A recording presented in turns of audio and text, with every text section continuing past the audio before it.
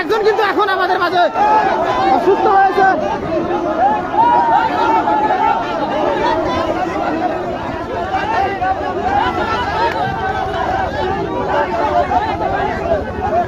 একজন কিন্তু এই মুহূর্তে খুবই অসুস্থ।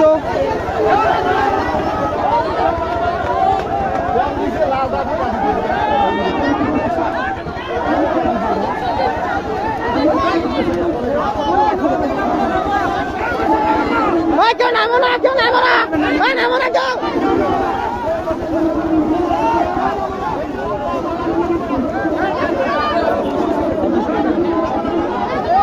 একজন কিন্তু গুরুতর অসুস্থ, তাকে কিন্তু চিকিৎসা দেওয়ার জন্য নিয়ে যাওয়া হইলো।